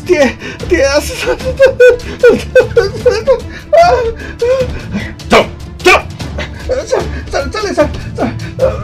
मनी मचा आई अब ने ला रहा वीरेन यार वीरेन पूरा याद कना वे कला पेले दा हाई जाबगुम पेले हे सई ता ओय बा अस मखोंग से खरा थुदेगा करिनो ꯃꯐꯩꯒꯟꯁꯤ ꯊꯨꯗꯦꯛꯑꯒ ꯃꯀ꯭ꯂꯥꯛꯇ ꯑꯣꯏꯅ ꯂꯦꯡꯁꯤꯜꯂ ꯊꯥꯈ꯭ꯔꯗꯤ ꯐꯗꯧꯅꯤꯅꯦ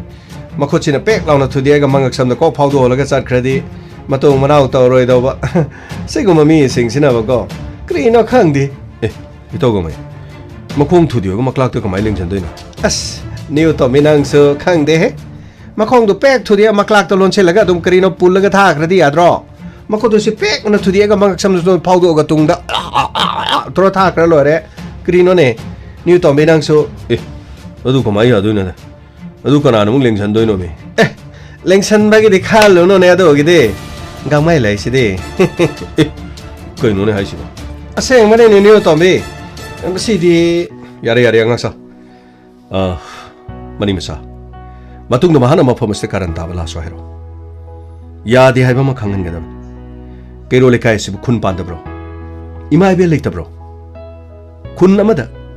ꯑꯩꯈꯣꯏꯅ ꯆꯥꯎꯈꯠꯅꯕ ꯂꯝꯕꯤ ꯑꯃꯗ ꯈꯣꯡꯊꯥꯡ ꯊꯥꯡꯖꯤꯟꯒꯦ ꯍꯥꯏꯇꯥꯔꯗꯤ ꯈꯨꯟ ꯑꯗꯨꯗ ꯂꯩꯔꯤꯕ ꯃꯤꯌꯥꯝ ꯄꯨꯝꯅꯃꯛ ꯑꯩꯈꯣꯏ ꯑꯃꯠꯇ ꯑꯣꯏꯅ ꯄꯨꯟꯁꯤꯟꯕꯒꯤ ꯃꯊꯧ ꯇꯥꯏ ꯑꯩꯈꯣꯏ ꯑꯃꯅ ꯑꯃꯕꯨ ꯏꯀꯥꯏ ꯈꯨꯝꯅꯕ ꯇꯥꯏ ꯆꯥꯎꯈꯠꯅꯅꯕ ꯈꯟꯅꯕ ꯇꯥꯏ ꯈꯨꯟ ꯑꯁꯤꯒꯤ ꯑꯋꯥꯠꯄ ꯀꯔꯤ ꯂꯩ ꯀꯅꯥꯗ ꯀꯔꯤ ꯍꯥꯏꯒꯅꯤ ꯈꯨꯟ ꯑꯁꯤꯗ ꯂꯩꯔꯤꯕ ꯁꯤꯒꯨꯝꯕ ꯑꯋꯥ ꯑꯅꯥ ꯇꯥꯔꯕꯁꯤꯡꯗ ꯀꯅꯥꯗ ꯃꯇꯦꯡ ꯄꯥꯡꯁꯤꯒꯦ ꯀꯅꯥꯗ ꯀꯩꯗꯧꯁꯤꯒꯦ ꯃꯤꯉꯣꯟꯗ ꯀꯔꯤꯒꯤ ꯍꯪꯅꯒꯗꯒꯦ ꯑꯩꯈꯣꯏ ꯈꯨꯜ ꯑꯃꯗ ꯂꯩꯃꯤꯟꯅꯔꯒ ꯈꯨꯜ ꯑꯃꯗ ꯑꯋꯥ ꯑꯅꯥ ꯇꯥꯕ ꯃꯇꯝꯗ ꯈꯨꯟꯗꯒꯤ ꯃꯤꯅ ꯇꯨꯃꯤꯟꯅ ꯀꯔꯤꯒꯤꯗꯃꯛ ꯂꯩꯔꯤꯕꯅꯣ ꯂꯤꯡꯖꯦꯜ ꯃꯥꯟꯅꯗꯦ ꯍꯥꯏꯕꯗꯨ ꯇꯥꯛꯂꯤꯕꯅꯤ ngasi aina nungai na lerga aigi wata padana gari khara lerga paisa khara lerga aigi nupi anga aigi sana thakna ba pik thana lerga aina chena checkpal ladu wang na khagalaga hui athau ba khara loirga bewares of dog aina kamdongna aigi lekai adu de ithanta dumna nungai na lerga aigi lekai adu da pomna mai khu khu ba ngamdraba saningai seng leitraba awat padana pik thalaba laithung leina tana yom silaklabadi aigi mung da sulan silakpa haibase masana tabani ai haige sidaw nang muna de khalo rasodu masagi maraldi masak khangjarak pamal nang na mabu ngak pibi yarabadi amuk ta ngak pibi yabra haibadu sukhalo adu nang ya pamani punsi da thangki ba khongthang amana kari guma soi khrabasu soiri ba khongthang adu gidama nang amuk hana soi dana ba nasana nasagi firep logjabada kana na sunung da thingba pen pigada banati adu khalo miyoi pokse amuk khakta pokpa miyoi pokni mani macha nangi awara pa leirabasu aikhoi da damak tanasi aingon da haiba nungai trabasu nangi medam tampha dai adudi aikhoi muk chanana ba sir thagachari sir punchi anauba khongthang kaya kaya takpiri tambiri punsi gi khongchana anauba thodo kaya na anauba parakya sir aina kanaba su thajaba leitri aibu ngakpiyo sir mani macha nangi apamani adubu fari tampa aikhoi chanaba tausi gamai phagni sir adudi aikhoi meyam chanaba tausi ne ni tombe nang so gari thorani ka as ai hojik kin pa da kitang phu bra ai phanghaudre ni ka ai magi makhong makhu tu pek pek thudiega mangak samda thori toraga ko lai preng sara hokpi ramadi phagadawa ko inuni to gamai makhong makhu thudiega mangak samda kamai lai preng leng doino as nana khangpon de ni tombe nang so ba khangidra po ni pek pek thudiega mangak samda karino lang so tri pola yala lore yaroida karino da yakani da as yare yare noni mari tolere chalo chalo kari thoro phagni sir Luckily, luckily, Inspector, tayay, tayay, tayay. Luckily, luckily, luckily, luckily. Hojik adona tabikhre Inspector tayay tangka asigi chahumga humbadraga manga suba charuk Thauram sandoktuna tahanjariba si 91.2 megahertz ta sandoksariba Diamond Radio khongjomdagi sandoksariba channel asigi thauramni hojik ngahaki matungda muktaminasi ngahaktang pothaminasi thauram asigi live phone in program gi thauram ngasigi thauram asida mayamna isai sakpagi khudong chabadu madi thamjade masigi mahutta saireng wareng akoigi nokpa yaba wahai wata sing amadi monologue na singba aduga koigi sundranggi pau haijabatai haiba item sing asina ngasigi ngahaktang pothamina si thorom asigi leiting oijagani maram asina mayamna call tawbiraktuna isaisagi haijaba talent sing uthok pinanaba aikoigi maikaidagi ningsingjari mangjongnana atenba break khardang lojage break ki matungda muk aikoi mayam puna ngahaktang pothamina si haiba thorom asiga lonana aikoi punna muk unasi Miyamgi nungairaba paujel Dr. Namairakpam Santajit A&M Consultants Urology OPD Pisumthong Singamakha Nambul Mapal Irom Lairakna numit khudingi ayuk pung 3 tagi pung 4 makhai fauba makhal makha kayagi kidney da